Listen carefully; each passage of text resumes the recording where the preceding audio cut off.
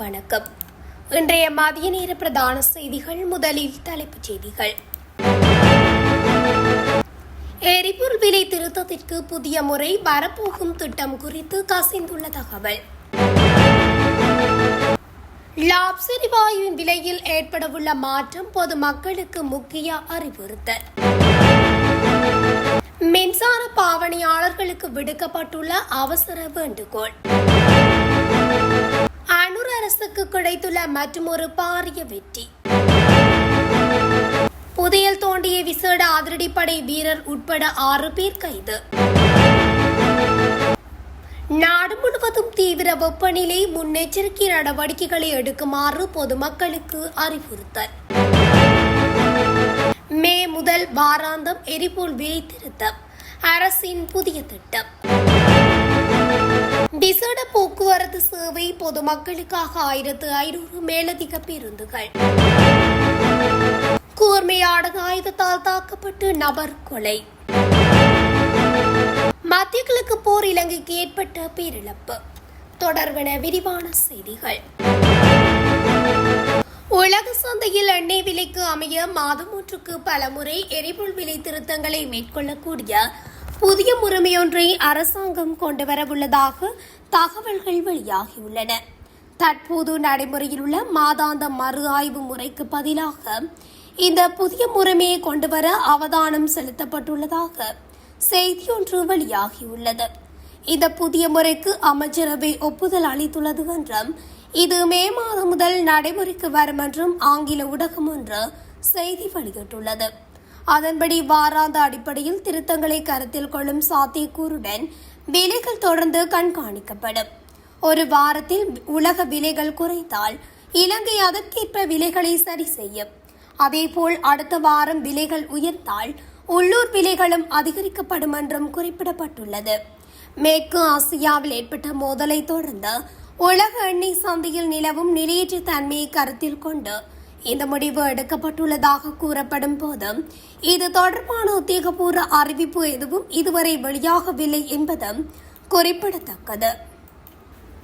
மத்திய கிழக்கில் போர்ச்சூழல் தணிந்து உலக சந்தையில் எரிவாயு விலைகள் குறைந்தால் நாட்டில் லாப்ஸ் எரிவாயுவின் விலையை உடனடியாக குறைக்க நடவடிக்கை எடுக்கப்படும் என்று லாப்ஸ் எரிவாயு நிறுவனத்தின் தலைவர் WKH வெகப்பட்டிய தெரிவித்துள்ளார்.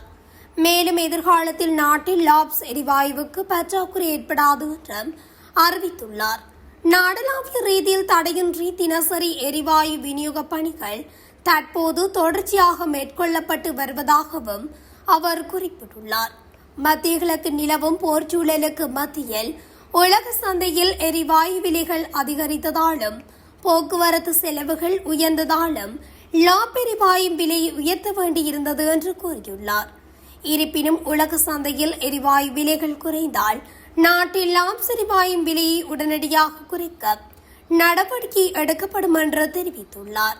தற்போதுள்ள எரிவாயு இருப்புகளை நிர்வகித்து லாப்ஸ் எரிவாயுவுக்கு பற்றாக்குறை ஏற்படாமல் இருப்பதை உறுதி செய்ய நடவடிக்கை எடுப்பதாகவும் உறுதியளித்துள்ளார். உலகளாவிய எரிசக்தி நெருக்கடி மற்றும் உள்நாட்டு தேவைகளை கருத்தில் கொண்டு எதிர்வரும் புத்தாண்டு பண்டிகை காலத்தில் மின்சாரத்தை பொறுப்புடன் பயன்படுத்துமாறு இலங்கை நிலையான ஆற்றல் அதிகார சபையின் தலைவர் பேராசிரியர் DMWJ பண்டார பொதுமக்களிடம் விசேட வேண்டுகோள் விடுத்துள்ளார். மத்திய கிழக்கு பிராந்தியத்தில் நிலவும் போர்ச்சூழல் உலகளாவிய விநியோக சங்கிலியில் பாரிய பாதிப்புகளை ஏற்படுத்தியுள்ளது. இது இலங்கை போன்ற நாடுகளுக்கு புதைப்படிவ எரிபொருட்களை பெற்றுக்கொள்வதில் பெரும் சவால்களை உருவாக்கியுள்ளது.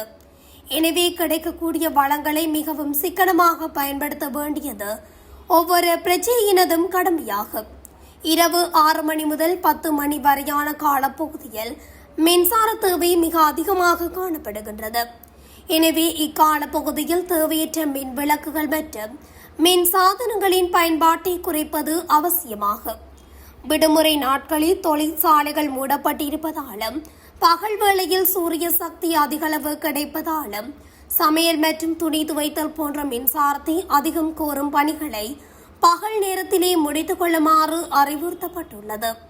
தொலைக்காட்சி, இணைய ரவுட்டர்கள் மற்றும் ரைஸ் குக்கர் போன்ற சாதனங்களை பயன்படுத்தாத போது அவற்றின் சுவிட்ச்களை முழுமையாக அணைத்துவிட வேண்டும்.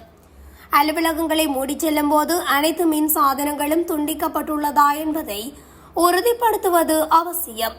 புத்தாண்டுக்காக புதிய மின் சாதனங்களை வாங்கும் போது மின்திறன் மிக்க சாதனங்களையே தேர்ந்தெடுக்க வேண்டும். மின்சார அதிகார சபையினால் வழங்கப்படும் 4 அல்லது 5 நட்சத்திர குறியீடு கொண்ட சாதனங்களை பயன்படுத்துவதன் மூலம் நீண்டகால அடிப்படையில் மின்சார கட்டணத்தை பெருமளவு குறைக்க முடியும். இது தனிநபர்களுக்கு மாத்திரமன்றி நாட்டுக்கும் பெரும் நன்மை அளிக்கும் என்றும் தெரிவித்துள்ளார். சமகால அரசாங்கம் மேற்கொள்ளும் வரி நடைமுறைகளால் சாதகமான நிலை ஏற்பட்டுள்ளதாக உள்நாட்டு இறைவரி திணைக்கள தகவல்கள் தெரிவிக்கின்றன. 2026 ஆண்டின் முதல் 3 மாதங்களில் உள்நாட்டு வருவாய் திணைக்களம் 6,06,02 மில்லியன் ரூபாய் வரி வருவாயை வசூலித்துள்ளது. 2025 ஆண்டின் முதல் காலாண்டில் பதிவான வரி வருவாயுடன் ஒப்பிடுகையில் இது 17.7% என்ற குறிப்பிடத்தக்க வளர்ச்சியாகும் என திணைக்களம் சுட்டிக்காட்டியுள்ளது. வருமான வரி, மதிப்பு கூட்டு வரி மற்றும் சமூக பாதுகாப்பு பங்களிப்பு வரி உள்ளிட்ட அனைத்து வகையான வரிகளும் இந்த உயர் வருவாய் சாதனைக்கு பங்களித்துள்ளன. 2026 ஆண்டிற்காக அரசாங்கம் எதிர்பார்த்திருந்த மொத்த வரி வருவாய் இலக்கில் 25% முதல் காலாண்டிலே எட்டப்பட்டுள்ளமை விசேட அம்சமாகும். வரி நிர்வாக அமைப்பை சீரமைத்ததும் வரி செலுத்துவோரின் பங்களிப்புகள் அதிகரித்ததும் இந்த நேர்மறையான வளர்ச்சிக்கு முக்கிய காரணங்கள் என்று பொருளாதார ஆய்வாளர்கள் கூறுகின்றனர். இந்த ஆண்டின் எஞ்சிய காலப்பகுதிகளை இந்த போக்கை தக்க வைத்துக் கொள்வது அரசாங்கத்தின் நிதி நிலைத்தன்மையை உறுதி செய்வதில் முக்கிய பங்கு வகிக்கும் என்பதும் குறிப்பிடத்தக்கது. மட்டக்களப்பு கரடியனாறு பெரிய புல்லுமலை பிரதேசத்தில் புதையல் தோண்டும் நடவடிக்கையில் ஈடுபட்ட விசேட அதிரடிப்படை கான்ஸ்டபிள் யூ மற்றும் போலீஸ் கான்ஸ்டபிள் யூ உட்பட 4 பேரை கைது செய்துள்ளனர்.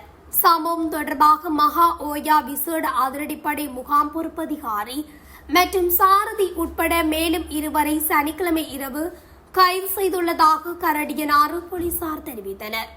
போலீசாருக்கு கிடைத்த ரகசிய தகவலை அடுத்து நேற்று அதிகாலை 5 மணியளவில் கரடியனாறு போலீஸ் நிலைய பொறுப்பதிகாரி தலைமையிலான குழுவினர் பெரிய புல்லுமலை பிரதேசத்தில் சுற்றி வளைப்பை மேற்கொண்ட போதே புதையல் தோண்டிக் கொண்டிருந்த 4 வரை இவ்வாறு கைது செய்யப்பட்டனர். கைது செய்யப்பட்டவர்களிடமிருந்து பூஜை பொருட்கள், புதையல் தோண்டுவதற்கு பயன்படுத்தப்படும் உபகரணங்கள் மற்றும் 6 கைபேசிகள் என்பன மீட்கப்பட்டுள்ளதாக கரடியனாறு போலீசார் தெரிவித்தனர். நாடு முழுவதும் நிலவும் உயர் வெப்பநிலை குறித்து வளிமண்டலவியல் திணைக்களம் எச்சரிக்கை விடுத்துள்ளது. சூரியனின் தோற்ற வடதிசை நோக்கிய சார்பு இயக்கத்தின் காரணமாக இவரிடம் ஏப்ரல் மாதம் 5ஆம் தேதியிலிருந்து 15ஆம் தேதி வரை இலங்கையின் அகலாங்குகளுக்கு நேராக உச்சம் கொடுக்கவுள்ளது.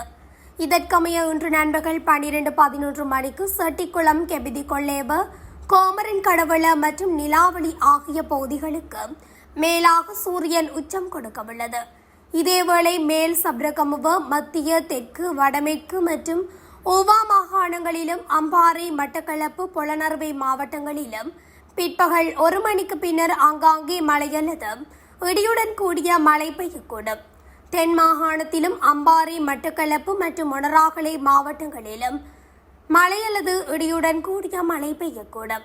அதே நேரம் மேல் சப்ரகமுவ மற்றும் தென் மாகாணங்களிலும் கண்டி மற்றும் நுவரெலியா மாவட்டங்களிலும் 75 மில்லிமீட்டர் அளவிலான ஓரளவு பலத்த மழை பெய்யக்கூடும். நாட்டின் ஏனைய பகுதிகளில் பிரதானமாக வறட்சியான வானிலையும் காணப்படும். இடியுடன் கூடிய மழையின் போது தற்காலிகமாக வீசக்கூடிய பலத்த காற்று மற்றும் மின்னல் தாக்கங்களினால் ஏற்படக்கூடிய பாதிப்புகளை குறைத்துக் கொள்ள தேவையான முன்னெச்சரிக்கை நடவடிக்கைகளை எடுக்குமாறு வளிமண்டலவியல் திணைக்களம் பொதுமக்களை கேட்டுக் கொண்டுள்ளது. அரசாங்கம் புதிய எரிபொருள் விலை நிர்ணய முறையை அறிமுகப்படுத்த உள்ளதாகவும் அதற்கு அமைச்சரவை ஒப்புதல் அளித்துள்ளதாகவும் ஆங்கில ஊடகம் செய்தி வெளியிட்டுள்ளது. மத்திய கிழக்கில் நடைபெறும் மோதலை தொடர்ந்து உலக எண்ணெய் சந்தையில் நிலவும் நிலையற்ற தன்மையை கருத்தில் கொண்டு இந்த முடிவு எடுக்கப்பட்டுள்ளது.